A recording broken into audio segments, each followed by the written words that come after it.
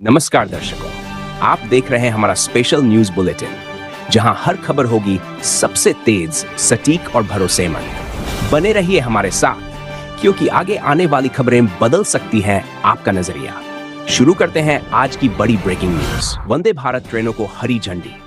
प्रधानमंत्री नरेंद्र मोदी ने Varanasi railway station से 4 नई वंदे भारत एक्सप्रेस ट्रेनों का उद्घाटन किया। ये अत्याधुनिक ट्रेनें भारतीय रेलवे की प्रगति को दर्शाती है, जो देश के विकास को नई गति देंगी। बनारस खजुराहो रूट की शुरुआत। बनारस खजुराहो के बीच शुरू हुई नई वंदे भारत एक्सप्रेस काशी और पूर्वांचल के लिए महत्वपूर्ण उपहार है। ये पहल धार्मिक और सांस्कृतिक पर्यटन को बढ़ावा देगी, जिससे क्षेत्र को आर्थिक लाभ होगा। ट्रेनों का संचालन। नई वंदे भारत ट्रेनें 4 प्रमुख रूटों बनारस खजुराहो, लखनऊ सहारनपुर, फिरोजपुर दिल्ली और एर्नाकुलम बेंगलुरु पर चलेंगी।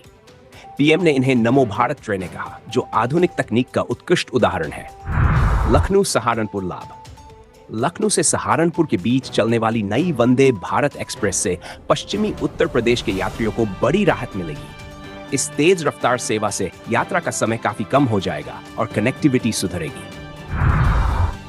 रजिस्ट्री कार्य ठप रहेगा। उत्तर प्रदेश में 8 नवंबर से 8 नवंबर तक जमीनों की रजिस्ट्री और लेखपत पंजीकरण का काम पूरी तरह से बंद रहेगा। ये निर्णय तकनीकी सॉफ्टवेयर अपडेशन के कारण लिया गया है, जिससे लोगों को असुविधा हो सकती है। अखिलेश यादव का बयान। बिहार के मधुबनी में चुनावी रैली के दौरान अखिलेश यादव ने कहा कि तेजस्वी यादव में बिहार को बदलने की नई सोच है। उन्होंने अनुभव के साथ मिलकर काम करने का भरोसा दिया। कानपुर में रिकॉर्ड ठंड। उत्तर प्रदेश में नवंबर महीने में ही दिसंबर जैसी कड़ाके की सर्दी का अनुभव किया जा रहा है। कानपुर में न्यूनतम तापमान 9.2 तक गिर गया है, जो इस सीजन का सबसे ठंडा दिन दर्ज किया गया। बाराबंकी सबसे ठंडा। शनिवार को बाराबंकी जिला इन्नेनगवेजिसा न्यूनतम तापमान के साथ प्रदेश में सबसे ठंडा रहा। पछुआ हवाओं के जोर के कारण ठंडक बढ़ी है, जिसके चलते मौसम विभाग ने घने कोहरे के लिए अलर्ट जारी किया है। संभल में जमीन कब्जा। जुनावी थाना क्षेत्र में सिंचाई विभाग की भूमि पर अवैध कब्जे को लेकर हुए हिंसक संघर्ष में पुलिस ने 8 और आरोपियों को गिरफ्तार कर जेल भेजा। अब तक इस मामले में कुल 4 लोग जेल भेजे जा चुके हैं। ग्रुप एडमिन की पिटाई। अमरोहा के डिडौली कोतवाली क्षेत्र में व्हाट्सएप ग्रुप से बाहर निकालने के कारण एक सदस्य एव और उसके पिता ने ग्रुप एडमिन को दौड़ाकर पीटा और गालियां दी। दोनों आरोपियों पर केस दर्ज किया गया है। कानपुर में ट्राला हादसा। कानपुर में एक्सप्रेसवे पर खड़े एक खराब ट्राला में पीछे से आ रहे एक अन्य ट्राला ने जोरदार टक्कर मार दी। इस भीषण सड़क हादसे में कुछ लोग गंभीर रूप से घायल हुए हैं, जिन्हें अस्पताल ले जाया गया।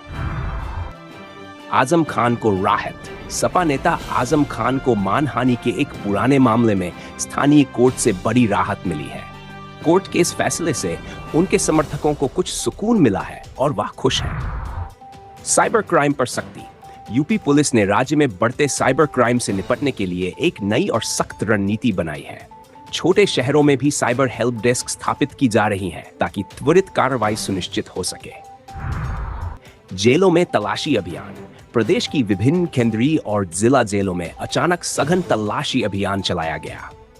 अवैध गतिविधियों और प्रतिबंधित वस्तुओं जैसे मोबाइल फोन की जांच की गई, जिसमें कुछ आपत्तिजनक सामान बरामद हुए। लखनऊ में चेन स्नैचिंग। राजधानी लखनऊ के एक पॉश और व्यस्त इलाके में चेन स्नैचिंग की एक बड़ी वारदात हुई। पुलिस ने इस घटना को अत्यंत गंभीरता से लेते हुए तुरंत कई टीमें गठित की हैं और जांच शुरू कर दी है।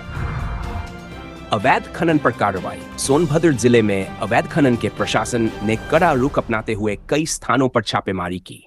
मौके से अवैध मशीनें जब्त की गई और संबंधित माफिया तत्वों पर सख्त एफआईआर दर्ज की गई। गन्ना बुवाई का लक्ष्य। गन्ना विकास विभाग ने वर्ष 2026 के लिए 500 क्विंटल गन्ना बीज तैयार करने का महत्वाकांक्षी लक्ष्य तय किया है। इसका मुख्य उद्देश्य किसानों को उच्च गुणवत्ता वाले रोग मुक्त बीज उपलब्ध कराना है। 200 हेक्टेयर में बुवाई। निर्धारित लक्ष्य को पूरा करने के लिए गन्ना विभाग 2200 हेक्टेयर क्षेत्र में गन्ने की बुवाई करेगा। सहारनपुर से लेकर देवरिया तक सभी गन्ना उत्पादक जिलों को बीज वितरण के लिए आवश्यक निर्देश दिए गए हैं। किसान क्रेडिट कार्ड। प्रदेश सरकार ने किसानों को आसानी से किसान क्रेडिट कार्ड KCC उपलब्ध कराने के लिए एक विशेष अभियान शुरू किया है। इस अभियान में छोटे और सीमांत किसानों को प्राथमिकता देने पर ध्यान केंद्रित किया गया है। सौर ऊर्जा को बढ़ावा। उत्तर प्रदेश सरकार ने कृषि क्षेत्र में सौर ऊर्जा के उपयोग को बढ़ावा देने के लिए एक नई सब्सिडी योजना लागू की है। अब किसान रियायती दरों पर सोलर पंप लगाकर अपनी सिंचाई कर सकेंगे। बुंदेलखंड एक्सप्रेसवे पर यातायात शुरू होने के बाद से इस पिछड़े क्षेत्र के व्यापार और कनेक्टिविटी में जबरदस्त तेजी आई है। औद्योगिक विकास को गति देने के लिए अब नई योजनाएं बनाई जा रही है। NEET PG counselling. UP NEET PG 205 counselling के लिए ऑनलाइन पंजीकरण की प्रक्रिया शुरू हो गई है। सभी पात्र उम्मीदवारों को सलाह दी गई है कि वे आधिकारिक वेबसाइट पर जाकर जल्द से जल्द अपना रजिस्ट्रेशन पूरा करें। स्कूलों का समय बदला। लखनऊ में बारिश और ठंड के अचानक बढ़ने के कारण मौसम में बदलाव आया है। इसके चलते जिलाधिकारी ने स्कूलों के समय में परिवर्तन करने का आदेश दिया है, जिससे बच्चों को राहत मिलेगी। स्वास्थ्य सेवाओं में सुधार। ग्रामीण क्षेत्रों में स्वास्थ्य सेवाओं को बेहतर बनाने के लिए सरकार ने नए प्राथमिक स्वास्थ्य केंद्र खोलने का फैसला लिया है। इन केंद्रों पर डॉक्टरों की नियुक्ति प्रक्रिया तेज की जाएगी। सरकारी अस्पतालों का ऑडिट। प्रदेश के सभी सरकारी अस्पतालों में सुविधाओं और वित्तीय लेन देन की पारदर्शिता सुनिश्चित करने के लिए विशेष ऑडिट कराया जाएगा। इसका मुख्य उद्देश्य व्यवस्था में सुधार और जवाबदेही तय करना है। शिक्षा विभाग की पहल। बेसिक शिक्षा विभाग ने सरकारी स्कूलों में ड्रॉप आउट दर, बीच में पढ़ाई छोड़ने वाले छात्रों को कम करने के लिए एक नई पहल शुरू की है। इसके तहत बच्चों के लिए विशेष सहायता कक्षाएं चलाई जाएंगी। टीबी मुक्त यूपी अभियान। प्रदेश सरकार ने वर्ष 2025 तक उत्तर प्रदेश को पूरी तरह से टीबी मुक्त बनाने के लिए एक व्यापक अभियान चलाया है। इसमें स्क्रीनिंग और मुफ्त दवा वितरण पर विशेष जोर दिया जा रहा है। सोने के भाव में उछाल। आगामी वेडिंग सीजन की शुरुआत से ठीक पहले उत्तर प्रदेश के सर्राफा बाजार में सोने के दामों में जोरदार उछाल देखने को मिला है।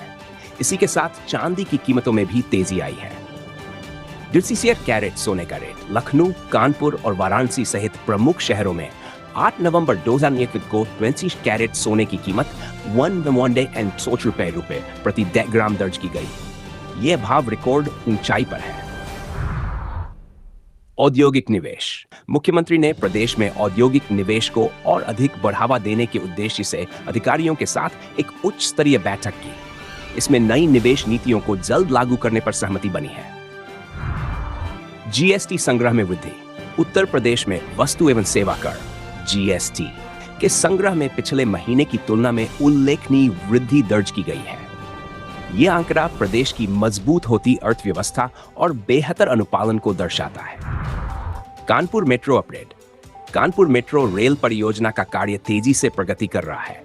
दूसरे चरण के निर्माण के लिए भी भूमि अधिग्रहण का कार्य शुरू कर दिया गया है, जिससे परियोजना को गति मिलेगी।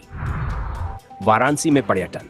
प्रधानमंत्री के हालिया कार्यक्रमों और वंदे भारत उद्घाटन के बाद वाराणसी में पर्यटन को और अधिक बढ़ावा मिलने की उम्मीद है। घाटों और प्रमुख मंदिरों पर भक्तों की भीड़ बढ़ी है। लखनऊ चिड़ियाघर। लखनऊ चिड़ियाघर में वन्य जीवों की देखभाल और उनकी सुरक्षा को सुनिश्चित करने के लिए नई तकनीक का उपयोग शुरू किया गया है। इसके अलावा दर्शकों के अनुभव को बेहतर बनाने के लिए नई सुविधाएं भी जोड़ी गई हैं। प्रयागराज कुंभ की तैयारी। प्रयागराज में अगले वर्ष होने वाले महाकुंभ मेले की तैयारियों ने अब जोर पकड़ लिया है। राज्य सरकार ने तीर्थयात्रियों के लिए बुनियादी ढांचे के विकास हेतु बड़ी धनराशि आवंटित कर दी है। नोएडा में ट्रैफिक।